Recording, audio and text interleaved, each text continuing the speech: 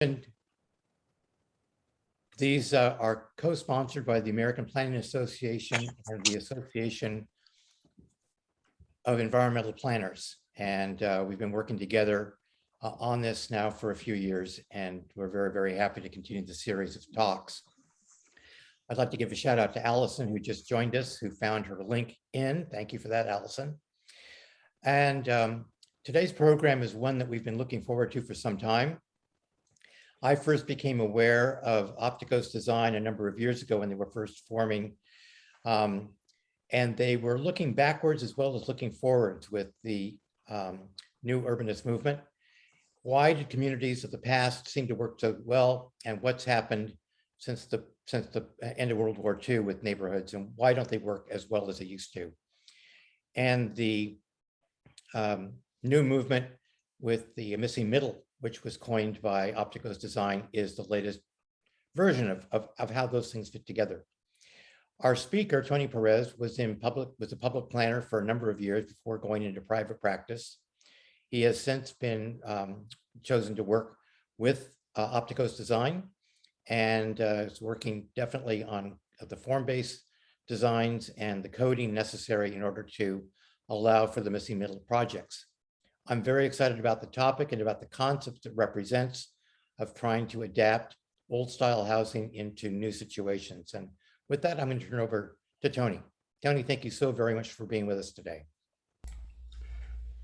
Yeah, thank you, Stephen. Thank you, Bob. Thank you, everyone in this Northern California APA Brown Bag Lunch. I really appreciate the opportunity to be with you today and take some time and talk to you about the missing middle. So I'm going to share my screen, so just bear with me as this transition occurs here. Take a second, and then go here, and then go here. And let me know if you see more than one slide on the screen. You're good, Tony. Okay, great. Thank you. So as Stephen mentioned, I work for Opticos Design. I've been working there about 8.5 years, and live here in Southern California and commute by Southwest until COVID. I was going up there twice a month, and in the last 1.5 years, I haven't gone at all. So looking forward to when I can start going back up. But today, we just wanted to talk with you about what missing middle is. But before we do that, just a little introduction. California cities, especially of cities across the country, are really dealing with an increased housing demand, and then the added dimension of the state's regional housing needs allocation, or RHNA, numbers. And we're currently working in Marin County for all the most of the jurisdictions there, working with 7 of them, including the county. And they have incredible numbers for the kinds of places that they are, the small towns and the small communities. And so the missing middle has been one way to help them meet their needs without changing their character. And then also, it's important to note that the missing middle is appealing. People wouldn't tell you, oh, I want the missing middle, but when you talk to millennials and baby boomers, both ends of the spectrum, which I'm at one end and my daughter is at the other end, it turns out that about half of the population in both of those ends of the spectrum is looking for different types of housing and in more walkable places, whether they're urban neighborhoods, semi-urban neighborhoods, small town neighborhoods that have walkable amenities nearby, say the local Main Street or something other than more houses. But both ends of that spectrum are looking for that. So what is it? What is missing middle housing? Dan came up with this observation about almost 12, 13 years ago now. Basically, he was saying, between the houses on the left, the detached houses that everybody knows so well and are always produced, and the mid to high-rise apartment buildings on the right in the gray there used to be this whole palette of housing choices that occurred in neighborhoods prior to World War II.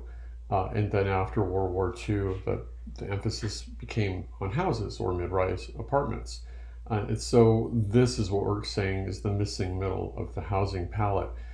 And the quick way we describe it, because we've seen it written up a bunch of different ways, we sat around the table one day and just said, how can we give somebody a one-line sentence to say it? And we came up with this: house scale buildings with multiple units in walkable neighborhoods. And those three characteristics really are key. If you have two of them, you might have a good building and a good, interesting project, but it isn't missing middle. You really need to have three, and I'll go through that today. So again, why do we call it missing? Like I was saying, over the past 75 years, it's really two choices that have been offered. And then recently the townhouses, in the past, I would say 15, 20 years, the townhouses have started to take hold when single family detached is too expensive or just not possible. Then the single family attached becomes the next choice on the ladder for people as they look for places to live. It's really interesting to look back at things like this, the Sears catalog from the 1920s, and see that you could buy these what are now called missing middle. In this case, a fourplex, three versions of a fourplex, and you could get them ordered and shipped to your local railroad station and have a contractor pick it up, and it would come with all the things you needed, and then you could hire somebody to build it, and it would fit on your lot. And that is, I just want to really emphasize that point here that, back then, let's say 100 years ago, you can see on the bottom of the slide where I have those two arrows. Those arrows are pointing to a lot width, and that is a huge departure from let's use the term multifamily development right now. It's a huge departure from how we're doing it now. The idea of lot width and a building corresponding to that lot width is just something completely crazy now. People understand that those two really go together, and back when neighborhoods were more compact in size, more predictable in their scale and all that, there was a strong relationship between the buildings that went on a lot and the size of a lot. So the palette of missing middle types, it's basically these 8 types from the duplex up to the townhouse, and I'll go through them in a second.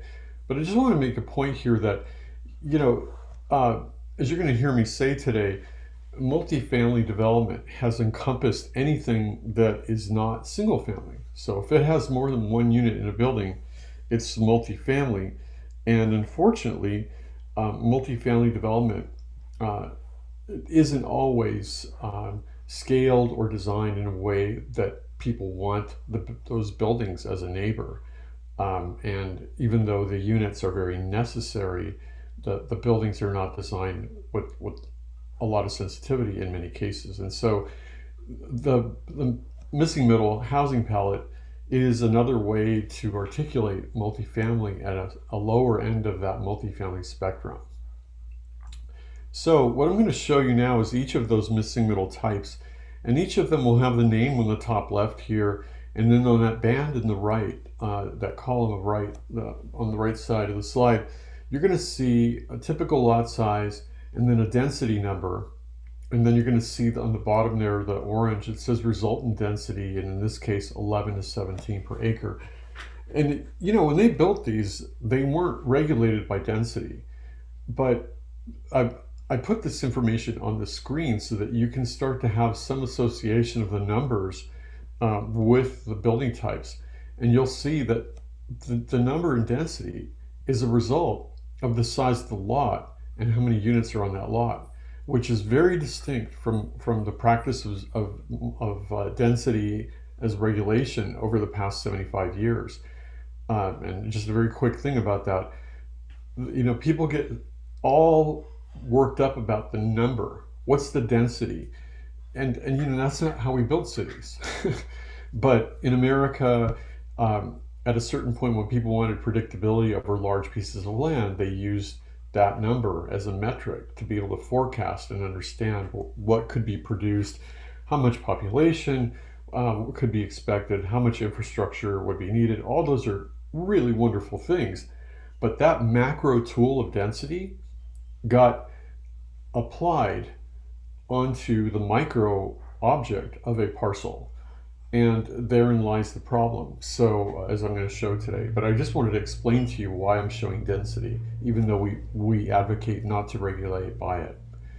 So this is the first type on the spectrum. It's a duplex side by side, and as the name suggests, there are two units side by side. But keep in mind, every one of these types I'm going to show you is house scale, meaning that it is as large as the biggest house in town or as small as the smallest house in town. And that spectrum of small to large house is house scale. And every city and town has that, and it's different. But there is a spectrum that you can identify.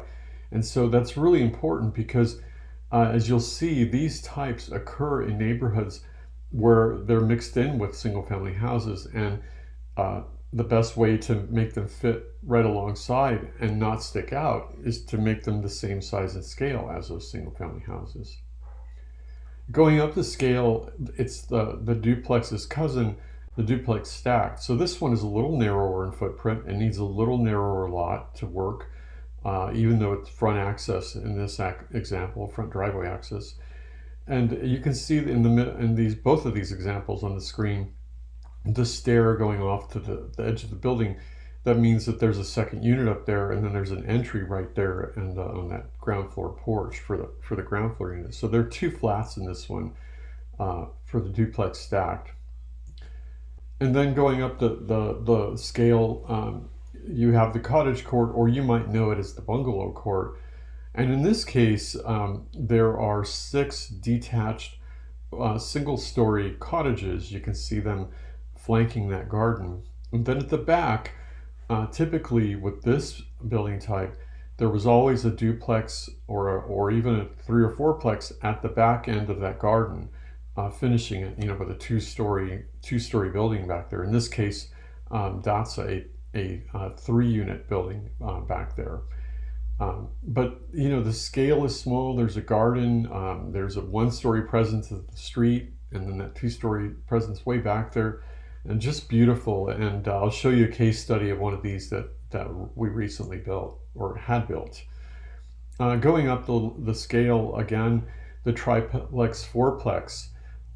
This example I like to point out because I was walking down the street for a project in Greenville, South Carolina a couple of years ago, and it was nothing but houses until I saw this one. I said, "Oh wow, look at that! It looks like a duplex." Yeah, there are two mailboxes right there on the right side of the door, and on the left side of the door are 2 more. It's actually a 4plex, and it fit with all the other houses in the scale and the way it looks and everything. Same with this. This multiplex small or mansion apartment, as sometimes they're called. This has 5 units, and it's in Coeur d'Alene, Idaho. And again, fitting in a neighborhood of houses. And at first you look at it and say, wow, that's a big house. And then you see the mailboxes and you see, oh, there are 5 units in this one. And you can see how the parking too, that there's parking along the side and in the back, but the parking on the porte cochere there feels like it's parking for a single family house. And then going up the scale to the cousin of the multiplex small, the multiplex large. And again, mansion apartment is in some regions of the country is how they refer to it. And this one, if this one holds 5 to 6 units at the most, this one usually has about 10 to 12 units. And I measured this example. It's from the middle of the country, and from end to end, it's 75 feet long. And this one is a little shorter than that, but this one definitely feels bigger, but at its most it's 75 feet long, and it's 75 feet with 1-story ends there or porches on the side you can see. So the 2-story portion is the tallest. It's in the center of the building. Going up the ladder, the courtyard or courtyard apartment, as some folks call it, we categorize it into two types: the neighborhood courtyard and the core courtyard, or the urban courtyard. The neighborhood courtyard is as its name suggests, in a moderate or low intensity neighborhood like this one, and has the house scale size and footprint. So those volumes coming out to the street are the size of a house, and so you don't perceive the large part of the building which is in the back, uh, because it's pushed back and has the courtyard, and you just feel those two ends coming forward. And this has between this type has anywhere between 8 and 12 units, sometimes more. And then the townhouse, we break that into two categories as well. There's the small, which is 2 stories tall, with sometimes with an occupied attic. In this case, it's 2 stories and it's 3 to 4 units wide. And then its cousin, the townhouse large, which is many units wide and 3 stories tall, which you see a lot of now all over California. And we like to vary it when we write regulations to explain to people there's this variety and this variety, not just this one. And then, it's important to understand that all the missing middle types are 2.5 stories, and with the exception of what we call the upper missing middle, where it's 3 stories. So the picture in the middle is an example of an upper missing middle type, and it's 3 full stories. Sometimes it's as simple as 3 units, 3 flats. Sometimes it'll have 3 units per floor, and it'll have 9 units in there or more. But the idea of this is to say that when you use the missing middle, it's intended to work in primarily low to moderate intensity neighborhoods, which are going to have a lot of houses in there, single family houses. And it's important to keep that 2 story scale. But you could have that 3rd story inside the volume of the roof, as we're showing on the left and right, with the yellow lines there. You could have another 1 or 2 units up in that roof volume without changing the building to be 3 stories. So just want to point out there's a difference between a 2.5 story version and a 3 story version, and the missing middle is primarily 2.5. So how does it work? As I was showing you that fourplex from Greenville, South Carolina, this is a street shot on the left and an overhead shot on the right of that very place where that fourplex exists. And you can see that there's a fourplex, there's a single family house, and then there's 2 units to the right there, and to the left of it. And you can see that the other buildings are labeled with 1 unit on them. And that's to emphasize that there isn't a place where you put the fourplexes. There isn't a place where you put the duplexes. They're mixed in. And this is how you find it across the country. It was just always part of neighborhoods. So the other thing about how it works is that typically missing middle, because it was more than single family. Like if the single family houses, the owners wanted to be away from the action, the people who were living in these small multifamily buildings were wanting to live near access to transit, near jobs, near services. And so these missing middle buildings tend to be in what we call walkable areas. And so that means that there's something to walk to other than more houses. Ideally, transit, services, shopping, jobs, food, any one of those or a combination of those. And then alternatively, you see in number 2 on the screen, those are areas that are beyond that short walking distance, so they might be biking distance. So there might be a 15-minute bike or 10-minute bike ride that's comfortable in the area, and you might consider it in those ways. If you have steep topography, then probably not, but if your topography is flat to moderate, then that number 2 area might work as well. But we really advocate for missing middle being part of walkable areas and not just something stuck out in the middle of nowhere to comply with housing needs, and then sticking people that now have to use their car for everything. And the strategies for how to actually pull this off, there are several, but they boil down to four. And so I'll just go left to right on the top and then on the bottom. The first one is to say, it's an existing R1, R2 area, and we're not going to distinguish where we're going to allow missing middle. We're just going to allow the owners in the market to decide and write standards. And so that's number one. It's distributed as the market and owners decide. And number two is to say, no, we really want to maintain the single family character alongside streets. So you see those buildings in gray, those are single family houses not changing. And the missing middle would happen on what we call the end grain of the block. So let's say that that's a busier street out here to the right, then you would allow for missing middle types or rezone for missing middle types on the end grain of the block.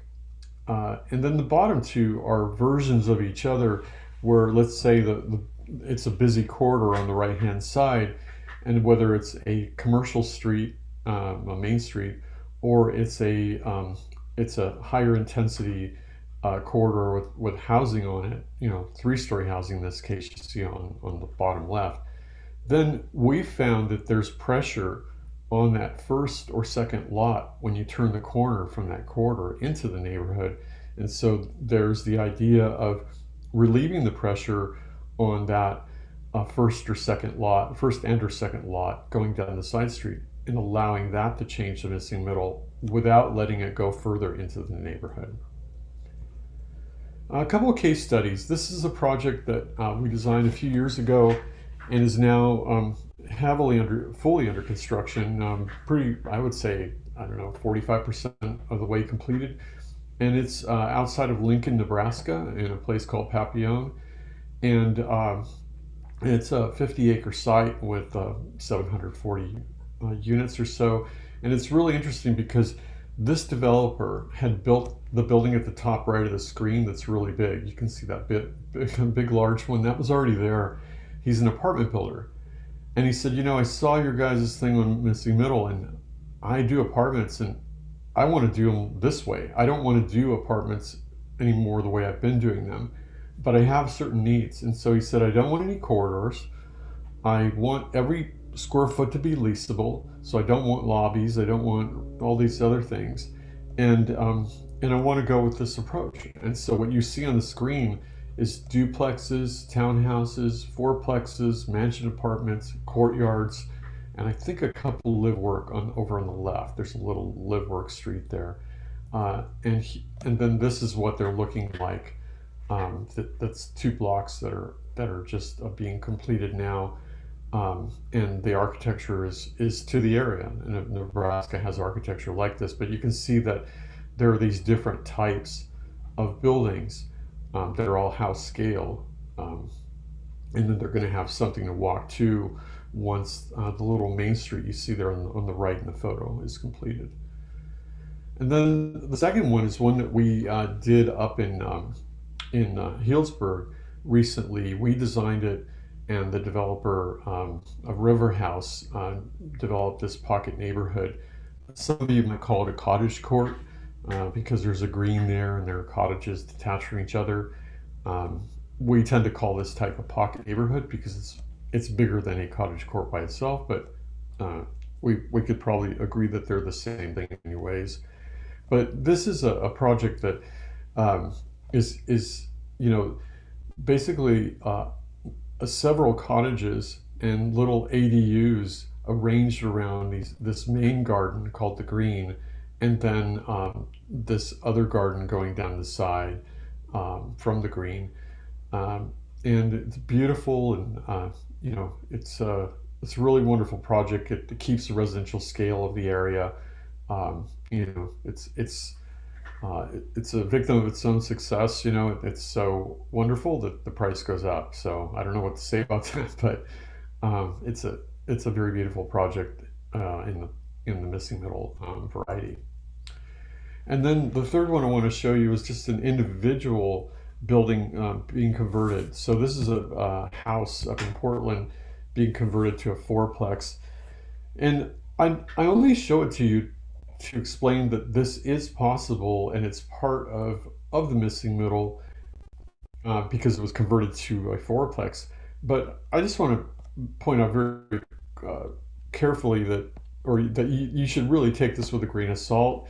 It's a good thing in the end, but it was a very challenging project for the developer, for everybody involved. Conversions of existing buildings are often more difficult than just constructing a new one. But there was a lot of history and background with this particular building, and so it was converted. But yeah, I show it, but I really caution you trying to do a conversion without really totally understanding all the implications of that. So barriers. There are a lot of barriers to missing middle, and the biggest one that we find is residential density maximums. So, a lot of meetings are held about density, and it's too dense, it's too big, and people sometimes don't know what the right number is, or they don't want a right number. But a lot of the times they aren't articulating uh, exactly what they're saying, but what they're saying is, hey, that building is too long, or that building is too tall, or that building's too wide. They don't say it that way, but that's what they're saying. And so over the years, I've just tried to figure out how to communicate that density is not the argument to be having if you're going to have an argument or even a discussion. It's not the discussion to have. So these two pictures are almost equal in density per acre, but they're so different from one another in what they actually are. So the one on the left, you can't see the ends of the building. They go off the screen in the photograph, has 49 units. The one on the right is a 5-unit mansion apartment in Pasadena, and you can see the whole thing. It's a house scale building with multiple units in a walkable neighborhood. Yet it's almost the same residential density as the one on the left. And you might say, well, if we saw that, we'd be okay, we'd be fine. But the problem is that when people are doing planning and talking about density numbers, if you throw out, let's say anything over 25 and above, you're throwing out the one on the right. And so we like to focus on, well, what is it that we're talking about, and then whatever the numbers are, the numbers are. So that leads me to say that this maximum density is a real, we understand you need it for a lot of reasons. We understand you need to put it in your general plan. We understand that you may even need to regulate by it for whatever legal reason in your community. But a lot of communities that we work in don't regulate by density once we work through these processes. But let's say that you do, that you have to. Just keep in mind that the missing middle types that I've shown you, almost all of them exceed most communities' maximum density limits. And keep in mind that those density limits are based on a macro understanding of site. They're not based on an infill site. And I'll explain more on that in a bit. And so what happens is that the multifamily zoning in many cities, and we do a lot of analyses across the country and find this over and over. A planning department or mayor will tell us, well, Tony, our zoning allows multifamily, it allows the missing middle, and you look into it and you say, well, not really. It allows at most a duplex, and the lowest intensity duplex at that, or it allows townhouses because the community sees them as single family attached. But all these other ones, because of their numerical density numbers, they're out. It's not like people say, oh, keep the multiplex small out. They don't say it that way. The numbers don't allow that building footprint and or the number of units inside that building on an infill lot.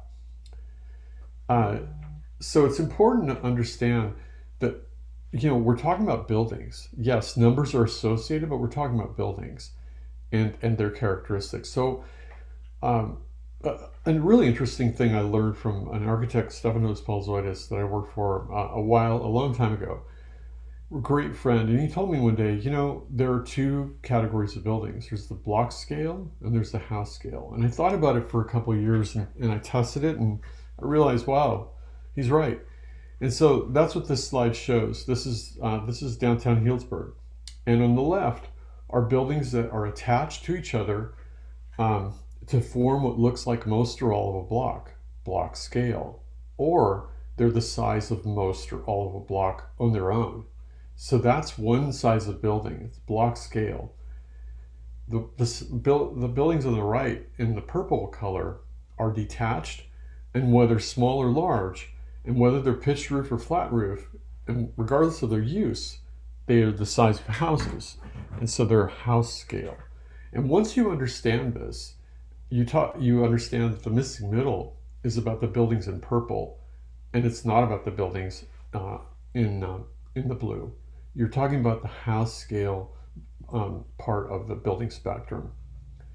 So this is important because what we find in a lot of analyses, and this is an example from one of them, is that in this case, the max density in this community was 18 to the acre. That was their highest intensity multifamily zone.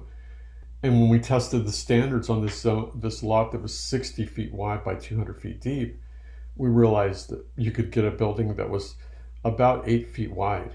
And that was because there was a minimum 25 foot wide, or 10 feet wide, because there was a minimum 25 foot wide side buffer. And when we read side buffer, that said a lot. You know, buffer sounds big. Buffer sounds like it's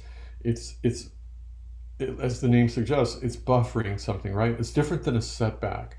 And so we looked into that and we found out that this buffer was intended for large sites with bigger buildings, and they wanted to buffer them away from nearby buildings and uses. And we said, well, that's a good intent in those areas. But this zoning of this RM18, it turned out, this zoning is applied to lots that are 60, 50 feet wide in neighborhoods that can't use it, because when they go to apply this 25 foot wide setback, it's game over. So what ends up happening on these is houses, single family houses, and that's fine if you want to build single family houses. But if you want to increase your housing stock by more than that, it doesn't work.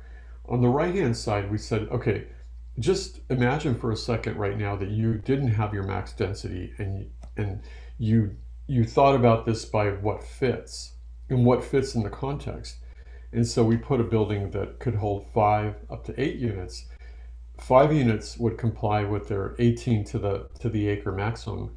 8 units would also work because of the lot's depth, and it would get to 29 to the acre. But none of that's possible because of that side setback that is applied in this zone. So sometimes, small obscure things like that just freeze out infill development, or make people go through inordinate processes to actually get development approved. The other big barrier is that density and floor area ratio, which are a lot of times people regulate with both. So they'll always regulate with density. Sometimes they'll only regulate with floor area ratio. Whatever the case, we find more often than not that those metrics are typically not corresponding to or cognizant of the lots that they're applied to. Those metrics will tend to work on these extra large, these greater than 200 lots. They can start to work on the large 100 to 200, but they really frustrate owners of the medium and small. And the medium, 50 to 100, is usually the majority of lot widths. And I'm talking about lot width here. The medium is the majority of lots in many neighborhoods. So you want to make sure that your density, and if you use floor area ratio, that those metrics are coordinated with the realities of the lot widths that you have. Another barrier is unit size, minimum unit size requirements. There are a lot of good reasons why cities have these, but they cause more problems than it's worth. And so we really advocate to get down to an average of 1,000, or just make sure that most of your units are below 1,000. There's a lot of ways to do that. We can talk about that. And then parking, it's often not coordinated with the lot sizes that the parking that is required of an individual lot. So for example, on the left, it's the eat your neighbor parking approach. And the one building had to eat the neighbor because the code required a certain amount of parking. On the right is park it on the same lot. So each lot in that scenario on the right is providing the parking it needs on its lot. And then other barriers here, I'll just stop for 5 seconds and let you take either a screenshot of that or just read those for yourself.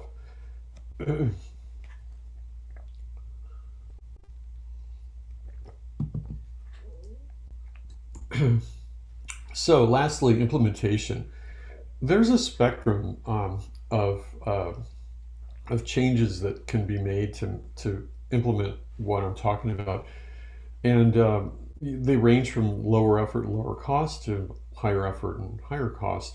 And whether that cost is to pay somebody like us to do it or to pay your staff to do it, take the time to do it. I just mean cost generally.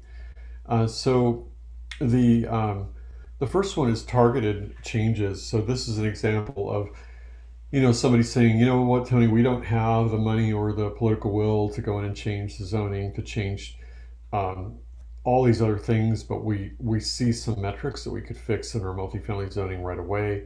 So we're going to do that. And this is a way to do that, to really go in and say, wow, these numbers should be changed to this, and have a zone text amendment with a process, the public process, to explain why you're doing this.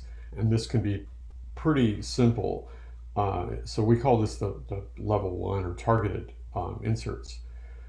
And then going up the ladder, the next level is something that we had done in Medford, Oregon a couple of years ago, where the city said, you know what, we don't have the political will to rezone, but we do have the political will to implement this, and we'd like to apply these standards. Can you prepare these standards in basically inserts that we can insert into zoning code, and then provide a map and show where these can apply as an overlay set of standards. And so we did some analysis about where are the walkable places, where would it make sense to let missing middle happen. And so those are the red areas on the map there. And so these standards are, they're still in the process of adoption. They're going through a pretty lengthy process to vet them with developers and owners. But this is how that would work. And then there's this approach, which we worked on in Novato, and it is basically the approach of the RM20 zone that they had, or the R20 zone which they had, wasn't compliant with the general plan. It wasn't allowing the maximum density of 20 per acre that it needed to allow. And so we prepared a form-based set of standards that would achieve the 20 to the acre maximum, and only for these parcels in Novato. So this wouldn't occur anywhere else in the whole city. And then there's this version of objective design standards, and this is an example set of pages from the Marin objective design standards that we're currently working on for 7 of the jurisdictions. And this is at this extreme end of the spectrum, because it says, okay, as the state is saying, in certain situations we can't take projects through a discretionary process, then we need to have all the standards that we'd like to have in place so that a developer can follow them, and we can get something that the community will support. And so that's why these standards are more robust, as you can tell on the page. This is the more involved effort and I would say the highest level effort. And then lastly here, just a final slide to say that, whatever you do, however you implement this, sometimes I walk away from these and think, man, I think people thought they have to apply all 8 of these. It's an all or nothing kind of proposition. And it can be if you have areas that you want to use all 8 of these types, but you might just want the fourplex. You might just want both of the duplexes. You might just want to do a cottage court, or maybe you want 5 of these types, or maybe you want all 8. But We show all 8, but you may just need a couple. So it just depends on your needs and your objectives. Um, so just wanted to make that point, and I thank you very much, and I'd love to hear about your questions. Well, thank you, Tony. I'm going to encourage people to either type their questions in the question answer or the chat, or raise your hand. I think I can see that, and I can unmute you if there are any.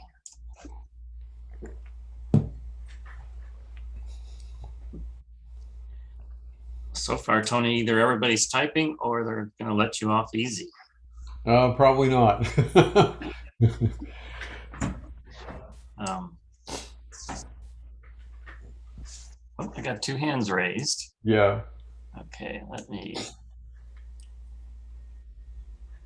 find those hands. Okay, this is John Olson. Hey, Tony, great presentation. Is the floor area ratio similar to what we know as like lot coverage? No. Not density, but lot coverage. No. So a very quick primer on floor area ratio. Floor area ratio is the total amount of floor area that you allow in a building on a lot. Lot coverage is the amount of lot area that you allow a building to cover. Because you didn't really touch on the lot coverage and so I was just curious about that. So, Yeah, okay. so the reason I didn't talk about lot coverage, but thanks, John. Yeah, I should. The reason I don't, but I will going forward. The reason I don't is because when we regulate the building footprint of each of those types to ensure that it stays house scale, we find that lot coverage becomes moot. So you just kind of use standard single family residential setbacks. Well, yeah, in the front, in the sides, and in the back, it tends to be that because you're fitting it in with houses. Yeah, you find what that is, and you say, let's set that line equal to what the others are set at, and you find that the lot coverage isn't necessary. What's more important is to regulate. Hey, how long can that fourplex be down the side yard? So somebody doesn't have this giant building down the side yard when they're in the backyard wanting to enjoy the light, sunlight. But thank you for the question, John. We'll hear from Allison. Yeah.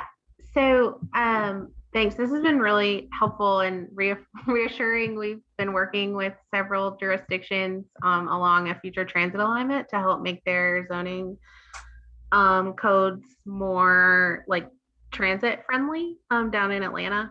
And we've been doing a lot of these things that you were saying. So that was really reaffirming for me.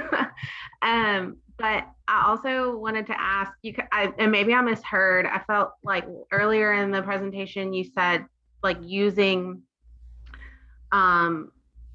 density and maximums, minimums, things like that, like using those as measurements or as numbers to sort of regulate the housing density is not maybe not the best, but then as part of the implementation, like some of those targeted changes to existing text and like new standards and things like that, I felt like still were based on those. Is it just trying to work within the existing sort of structure of what we have, how it works currently, or how would you recommend measuring those if Yeah. not using density? Yeah. What would be ideal? Yeah, thanks, Allison. So, 2 things. One, yeah, we recommend not regulating by density because, like I said, it's a very unpredictable metric. As I was showing the 30 versus the 29, they're completely 2 different buildings. Give me 3 more feet of lot width and the number goes down. Take away 3 feet of lot width and the density number goes up. So all we're saying is that when agencies use density as a regulation, that's not the best starting point. If you're going to still for legal reasons or community purposes still use density as a regulation, then start with the outcomes. Say, hey, everybody, what fits on these lots? What's acceptable? What's economically viable? All of those questions. Then whatever comes out of that process, if there's then whatever density number is associated with those objects and how many units are in them, that's your density range. But you can't say, I feel pretty comfortable with 22 to the acre or 25 or whatever it is, put it in as a regulation and hope you get some of these outcomes. You have to work it backwards and say, what are the outcomes that we want? And what are the density ranges associated with those outcomes? And now let's tie those standards to those outcomes if you need the numbers. And again, the examples at the end that I showed you, a couple of them still had density as a regulation, but it was only because the city had to have that legally for their purposes. And we worked backwards from those numbers. The last one that I showed you, the objective standards, does not regulate by density at all. What does it regulate by? All the things that I've been mentioning. The thing. Okay. Here's the thing. You regulate minimum lot width, maximum lot width, minimum lot depth, maximum lot depth, minimum and maximum building footprint, and how many units are in there based on the amount of parking you're going to have on the lot. All that affects the yield of the building. And so you can identify and be predictable about, on a lot that is 50 by 125, we can achieve a fourplex and it's going to have 4 parking spaces in the back and it's going to have setbacks of X and Y. You can predict that. You can draw that out and figure it out. And so in that case, you could say lots that are 50 to 60 are going to yield X to Y, and you can also say, if you had to, the resultant density of that is X to Y. I'm just saying you don't have to do the latter, but you can if you have to. Okay, cool. Thank you. Yeah, you're welcome. We'll go to Rob next, but I have a couple typed in comments asking about economic development or economic analysis of the cost of these buildings compared to the large ones, and another comment asking about low or moderate income pricing of these. Yeah, so the economic analysis, I didn't talk about that today. I was focusing on the buildings themselves and the characteristics, but yeah, there's a lot of economic analysis that, at least that we do on every project. And what that economic analysis is saying is, hey, in this market, what is the minimum number of units it takes to achieve market feasibility for that building to be built in the first place without needing to be subsidized and all that? What will the market need to be attracted to build these types? And in some cases, it starts at 5 units, or like in the Silicon Valley, it starts at 6. People won't build anything less than that because the land is too valuable. But that isn't true everywhere. So that's why we show duplexes. The other thing about the moderate or the income levels, that's something we can't control. Nobody can control that. And it's really a matter of the public agency that's doing this to work with an economist, to work with a community, to talk about that and say, in order for a family of 4, whatever it is, whatever the targets are for that community, or whatever the needs are, in order for those needs of housing to be addressed and for these price ranges to be addressed, this is how many units we're going to need to put into the building. This is how much we're going to need to reduce parking. All those things work toward the yield of the building. And so it's a circle. All these items are connected, and usually in these processes, all those are discussed. Great. Rob, your question? Thanks, Bob. Great presentation. Really admire your work. Thanks. I think my question is largely similar to Allison's, and I've maybe in addition to that. So currently working on a couple of specific plans in communities here in Humboldt County, and have really come to the conclusion, and I did the same thing in the city of Eureka, that floor area ratio is not very helpful of a metric, and even lot coverage. And if you start to add up lot coverage and parking requirements and all of the other requirements that we often find in codes, they become so contradictory to each other that if you put it into Excel and try to calculate out what they all mean together, they're actually really illogical because there's just too many factors. So starting to slash out some of these things, if you take a walk in a neighborhood and it's like, why do people like that building or this block and not that block? Floor area ratio really doesn't seem to be a factor that people actually care about when they look at a building. Nobody's doing a mental calculation. Right. So if we eliminate, floor area ratio, and then, minimum unit size also seems irrelevant. As people are walking down the sidewalk, they don't know or care how big the units are on the inside. So taking that philosophy of let's get rid of the bureaucracy we've created since the 1950s of all these different calculations of things that don't actually matter to the people that walk on the sidewalk.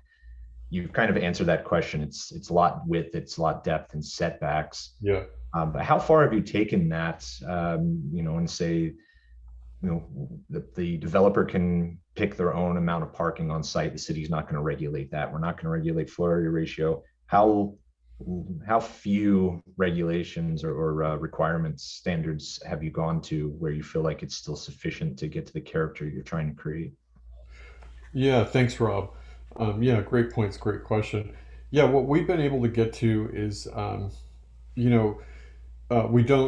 we've never regulated with floor area ratio in any of the projects that we work on. The density, a lot of times, I would say a third of the time, we have to put it in as a result in regulation because of local legal reasons. But everybody realizes they don't need it. It's not driving the outcomes. It's just associated with the outcomes. And so that leads to what you do regulate is you regulate lot width, lot depth, building width, building depth, building height, and then how you measure building height. You want to make sure that you allow buildings to be the proper height so people aren't squeezing another story in where you didn't want another story. You want to make sure that, if you allow an attic to be occupied space, that it really be an attic and not a full story that blows away the neighbors. So basically you regulate the building form. And then a target for parking, you want to get to 1 or 1.25 spaces per unit. As soon as you get over that on these small infill lots, it's going to blow out the lot. You're going to need to buy the next one, and the project gets bigger than the neighborhood really wanted in the first place. So you got to keep it small. And then the other thing is that some cities like Santa Barbara, we're working there right now on objective standards, and they have this, I think it's like 8 years old program that is called average density unit size. And they're getting away from it because of all the reasons that we're talking about here, and they're going to forum. That's one of the things we've been hired to do is try to help them transition that. They've already got it a long ways underway. We're helping them sort of finesse it. But what they found out is that they have this program that's pretty cool. Portland has a similar one. You get more units as your unit size drops, and the building size can increase to a certain point, but only if the unit size drops. So if you want to do one house and one unit, that building footprint is smaller. You want to do 2 units, the building can grow. And you want to do 3 units, the building can grow. But it can grow to a predetermined size. And that's the other thing is it's hugely important. Make sure that you figure out what the predetermined maximum of the building footprint. That's way more important than building setback and lot coverage. Is building footprint. I can't emphasize that enough. Good. We do have a number of questions. I might just say, since it's just about 1 o'clock, again, thank you. And if you can stay over, Tony, are you available to answer a few more questions online? Yeah, absolutely. So those who need to go, thank you for attending. And those who can stick around, we'll go to the question and answer panel in here. So a couple of, how would you best broach this idea to communities that are generally opposed to added density? Because that's how people will see this, right? Yeah, we do it all the time. you know, first of all, you can't ask somebody to come in as a guinea pig to say it. There has to be leadership involved in your community, whether it's the neighbors, community groups, or your elected or appointed officials. Somebody has to say, hey, we want to find a new way of doing, quote unquote, multifamily housing that works and addresses our housing needs. And if you don't have that leadership in the first place, asking the question of how to do this or why to do it becomes irrelevant. So you need that leadership in the first place to provide the environment for those questions to be discussed, or else people will say, whose idea was this? And nobody will say anything, and then you're done. But you have to have that leadership in the first place. Yeah. Okay, great. Getting back to the economic analysis, I know you mentioned land costs, but as far as per square footage costs of some of these, I know we can't go back to the Sears catalog costs, but yeah, I don't have a number that I really like to use because it changes so much all over the place. So yeah, I think Dan has some of that on the website. I don't know if it's been updated to include some numbers like that, but I can certainly ask our folks to do something on our missingmiddle.com website to have a range of per square foot construction costs. I think that's what you're asking, right? yes. Yeah. You also mentioned Dan twice. So Dan is the author of a book. Dan Perolic, yeah, he's the founding member or founding principal of Opticos, and he's the one that said one day, hey, I noticed this. And he started asking some questions and had discussions, and I think about 12, 13 years ago. And so, yeah, Dan Perolic. And this is the book. I think in case that you haven't seen it, it's this one. Great. Available at your local bookstore. Yeah. So, does local housing promotions often disrupt the presented standards? I'm talking about density bonuses, parking waivers, setback reduction. So, how do local governments best handle moving forward with some of these? Yeah. So the density bonus in California, um, you know, it continues to change, and what we always advocate for is, you know, um, density bonus is thought of as this aggregate subject, but it's not. Density bonus on a house scale building means something very different than density bonus on a 4 or 5 story or 10-story building, right? They're two different worlds. But the density bonus law, as it currently stands, doesn't recognize those differences. It also doesn't recognize, as I was having a conversation with some colleagues yesterday, it doesn't recognize some community that's actually trying to finesse their standards to produce good form and increase housing. It just treats them all the same and says, oh, the supposition is that you have bad standards and you're blocking development. So the developer gets to waive and take all these standards out of contention.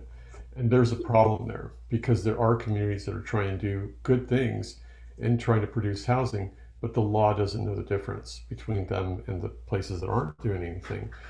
And so, there's no simple, easy answer. But again, you have to work backwards and say, what is it that our final outcome needs to be, including a density bonus? What is that form? And then let's subtract the bonus and see what the base needs to be. And then you have two scenarios. And so in Marin, that's what we're doing right now. And in San Rafael, I would encourage you, we just finished a precise plan and form-based code for the downtown. Admittedly, it's a downtown, it's not a neighborhood. There are parts of the neighborhood in there, but the approach to density bonus is in that form-based code, and I would encourage you to look at it. Great. I did want to make note that in the question answer section, Mike Beck put a link to assessed costs and viability of new multiplex styles up in Portland. So there's a link there. So great. Yeah, thank you. So, let's see, I guess there's a question about RENA goals. The solution to address density as it ties to the RENA requirements for housing elements. So I guess maybe, again, there's no real tracking on, unless it's specifically built for targeted income, there's no real tracking, but is there a correlation between size of unit and affordability? Well, yeah, as the unit size goes down, you know, it's going to tend to be more affordable. It doesn't guarantee it. I mean, there are studios down down the street from the office in Berkeley where our office is located. They're super expensive, but the idea is that as unit size decreases, the affordability increases. Although, it's relative to where you are. Okay. Well, I don't want to keep you there too long, but That's okay. I've got another 5 minutes if you want. okay. Another question about parking standards. Well, that seems, I don't know if that's related to the types of styles you're doing, if you're dealing with. Yeah, it's all about parking. So, again, the goal, what really works is 1 to 1.25 spaces per unit, no on-site guest parking, let them count the spaces on the street. And again, if you are thinking, or if your community says, no, well, you know what, it's 2.25 per unit, and you got to have on-site guests and all this other stuff, then that's something else. That's not missing middle. That's why missing middle is advocated in walkable areas, so that you don't have to rely on cars so much. That it's part and parcel, And you might say, well, yeah, we still need 2 per unit. Okay, you're going to get 4 plexes. You're not going to be able to probably achieve 6 and 8 plexes because those lots can't hold that many parking spaces and have a building that will give you 8 units. It's just a factor of lot width and parking spaces and how much space they need. It's related.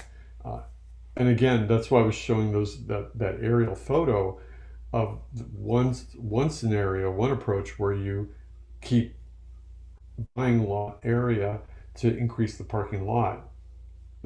That's simply one way, but it tends to produce environments that aren't pedestrian oriented and they're full of parking and not buildings. The other approach is to say, let's scale our parking assumptions to the lot widths and the buildings that they will produce and the number of units in those buildings in the walkable proximity of services or jobs or transit. And I know that we're talking to some towns that might say, hey, we've got a 1-block Main Street, that's it.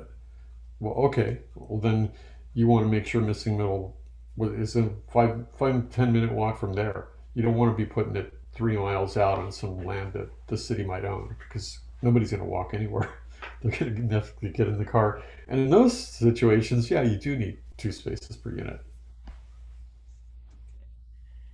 There's a question here about, you probably have experience on this, is again, you go into a community, try to convince them of these changes. What are your best strategies to get them, well, like you did in an hour for us? It's everything comes down to parking. That's a big one to overcome. And then explaining that this isn't for everywhere and for everyone, and to first geographically limit it and say, hey, people might be freaking out that you're going to broadcast this over the entire city. I guess you could if you wanted to, but the idea is that it's going to be limited where it's going to be applied. It's a tool, not the tool. And secondly, to really hammer home that this idea is nothing new. What's new is trying to do it again. We're not taking credit for something that's 100 years old. We're just trying to help people do it again. And there are a lot of communities that are starting to do it, mostly in the Northwest. They've really got the biggest track record, I think, of doing this. And it takes a lot of education, a lot of outreach, and to say, hey, we're not talking about this, we're talking about this. And to get that across first, and to make sure, because people hear multifamily, they hear, oh, I heard these things are higher density, the guy said it. You've got to talk through all that and tell people, okay, here's the duplex. Yeah, it's 18 units to the acre, but let's show you a multifamily building that's 18 units the acre. They're not the same thing, you know. So you got to have a dialogue, and you got to talk about the outcomes, and then you can get into all the weeds of the other things about affordability and, you know, all that other stuff that has its due. But you got to get past what it is and why people need it. Otherwise, people tend to lump it together with their worst multifamily project they can think of. So Something you've done during your presentation, but maybe when you go into a community, is take a picture where some of this already exists in their community. yeah, local examples, if you can find them, always help. And don't assume that local example is a positive one. Always check it out. Somebody might say, oh, that flex you took a photo of, Tony, we hate that thing because whatever, there was a fire there, you know, whatever. So, Okay. you never know. Right. So, okay. I sorry if I overlooked someone's questions, but let you go. This has been recorded. It will be available on our YouTube. And if you registered, of course, you're listening to me. If you did, you'll get the link to this presentation as well as our previous one. So again, thank you for attending. Thank you, Tony, for a great presentation.